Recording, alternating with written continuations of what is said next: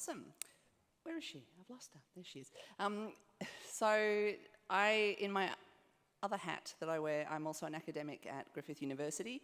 So Griffith up the road at the South Bank campus, but also on the Gold Coast, an hour down the horrible road, we have another campus. And a while ago, I was lucky enough to be one of Tania's teachers, and I think she had several kind of her tutors are also here today. And so she did her undergrad with Griffith, and then she also, I think, went to Newcastle to do a master's in doing some typeface design, and now she's... Honours, was it? Yeah. Let's just say master, PhD. I would like to introduce to you Dr. Tania Hearn. Thank you. Thank you, everyone. Thanks, Dominique. First, I'd like to acknowledge the traditional owners of the land on which we're gathering today, the Yagara and Turrbal people.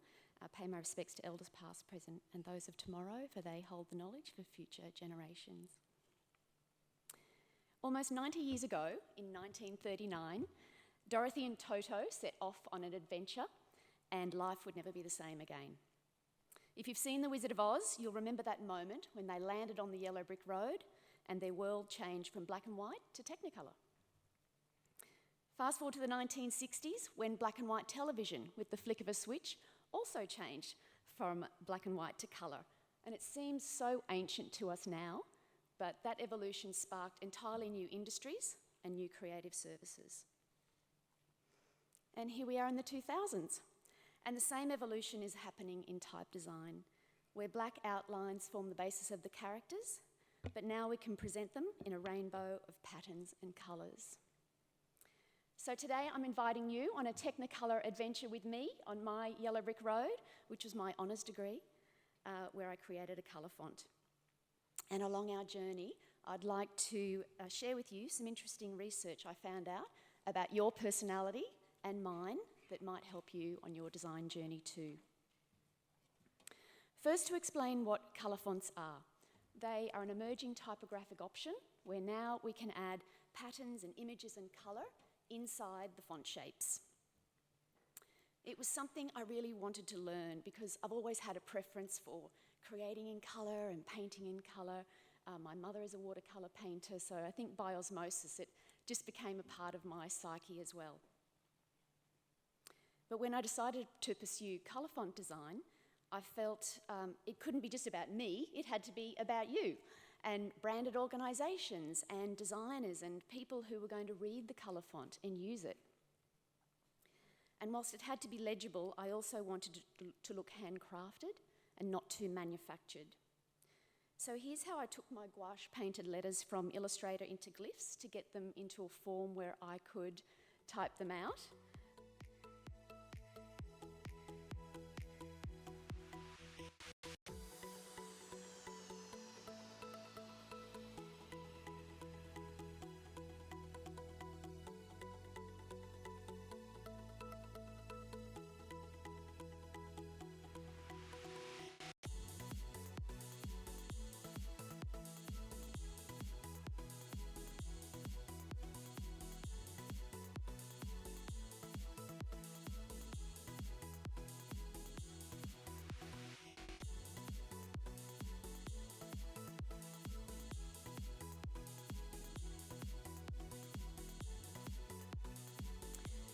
So if I go behind the scenes, I guess, of the video, there is a black master character that is housed in the master layer, but only the designer gets to see that part. All the end user gets to see is the finished character, made up of all its different layers and beautiful designs. And the way to find that is by right-clicking in the Layers panel and choosing the colour palette option.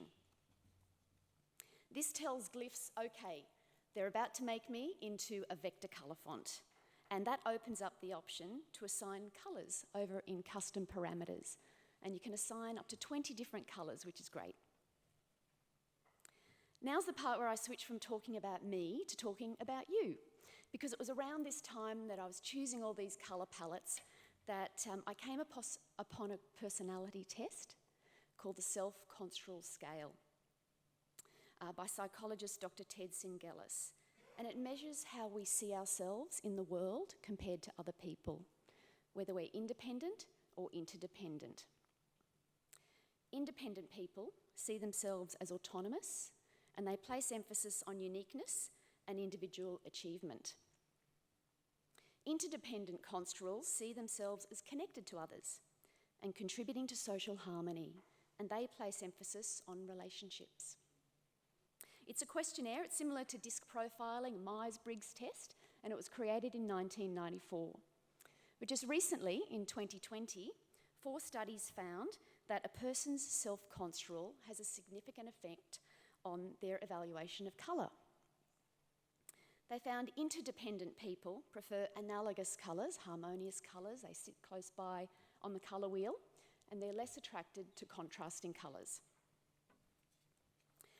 People with independent self-construal showed less or no preference for analogous colours, and they lean towards contrasting colours.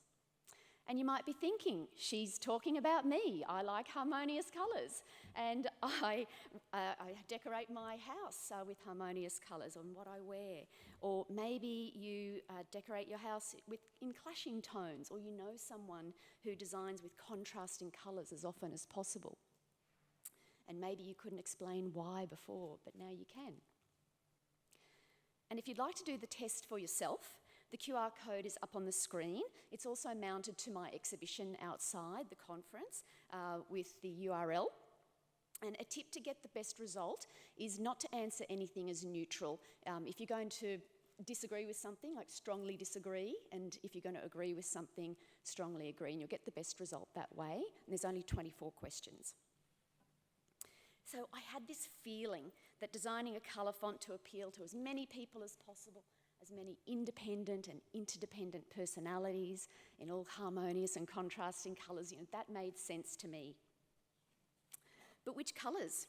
And how do you please everybody all at once? So I set about asking for feedback, and I painted people's names in harmonious and contrasting colours and did a survey, and held a couple of Zoom interviews with European designers Ulrike Rausch in Berlin and Mark van Wageningen in Amsterdam. Ulrike is the oracle of colour fonts, particularly the coding required to bring a colour font to life. And Mark is a letterpress craftsman. He is the first author to publish a book about colour fonts called Type and Colour, and he encourages designers to discover how typefaces can give typefaces expressive possibilities for digital and personal use. And if you would like to have a flick through his book, I have it with me today. It is so beautifully crafted. It is like William Page's chromatic book, Had a Baby with an RGB colour wheel. It's really a delight. So I explained these findings about this self-construal and choosing colours to Mark and Ulrike. And both of them told me not to worry so much because it shouldn't be up to us anyway. Ultimately, it should be up to the end user to decide which colour palettes. Unfortunately, that option's not available in Glyphs right now, but hopefully it's heading that way in the future. So with that knowledge, I just marched on and I chose 7 colour palettes that I liked, different analogous and contrasting colours, and really fell into a deep state of flow. I had a legible display typeface, it typed as it should, and it looked like my original paintings as well. Around this time, I realised I needed more alternates. I'd painted some, like you can see in the pictures there, but not enough for multiple stylistic sets. And what I dreamt of was a button that I could press that would magically swap the colours around inside my character shapes. So I contacted Rainer Eric from Glyphs, and he kindly made a script for me called Cycle CPAL Colours, or Cycle the Colour Palette Colours. And this was an amazing development because within a day I had all the alternates I could possibly need. And it reminded me, once again, how wonderful our type community is, sharing knowledge and books and software and everyone cheering each other on. And I was able to finish my SVG colour font, which means Standard Vector Graphics. after that, I was also able to make an SBIX font. And if you did Wayne Thompson's workshop yesterday, you'll know that means a standard bitmap graphics. I'll just call it bitmap from now on. And that's where you're now using little scanned images instead of vector shapes. And the way to find that in glyphs is you're pasting in an image, but this time selecting eye colour.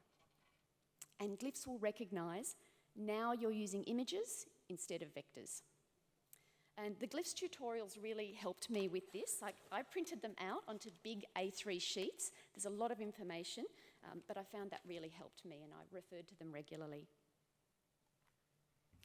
The thing I love about the bitmap designs is they retain the paper texture, the raggedy edges and the vibrant colours of the original paint. Like, they have not been edited in any way. You can pre-edit your images in Photoshop and change the hue and saturation, but I didn't do that to mine. And that's the charm of the bitmap technique, is that you end up with a font that looks truly handmade.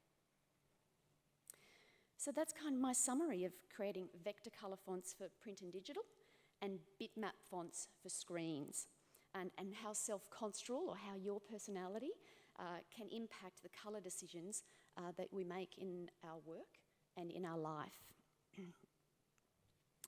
But then we have to ask, well, why is any of this even important? Well, if we think commercially, and I'll just go back to that brand circle, it's brands that are really benefiting from this technology. They're always looking to set themselves apart. And let's take Tropicana up there in the middle. If they came to us and said, we've got these 8 characters, but we need a full character set because we want to type out Tropicana, summer nights, and launch an entire new advertising campaign, well, that would mean creating a colour font for Tropicana with that gradient and the drop shadow all built in.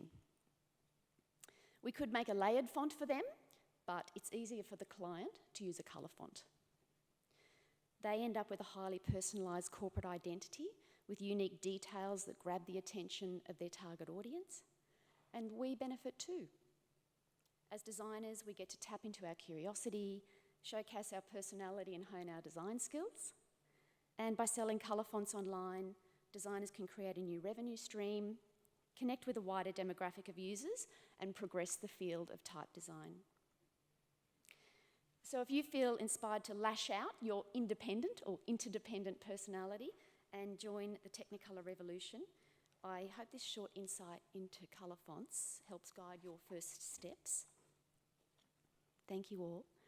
During the breaks, I'll be outside beside my Type Down Under exhibition. It's a brain-tingling collection of illustrated ambergrams that challenge you to look at words in new ways. I'll have the Type and Colour book with me, and if anyone is going to be at Typographics New York in June or Berlin Letters in July, please let me know. I would love to connect with you. It'll be my first time to both those locations, so seeing a familiar face would be really nice. Thanks, everyone.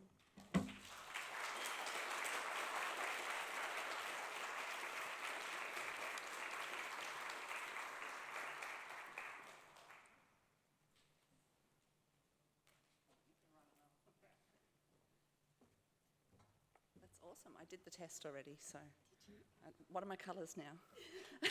I want a palette, don't I? I want to know. Do we have any questions? We've got Thomas with a microphone who can run around. If not, I will ask a question, which is, now that I know my personality test, how do I find my colours? How do we link those two, the interdependence versus the... Yeah, so if you are independent, yep. You tend to choose the contrasting colours. It means that you naturally you have a tendency to move towards. Did you say independent? Yes, I think so. Independent, yeah. Yes, contrasting. Which your website actually does reflect that.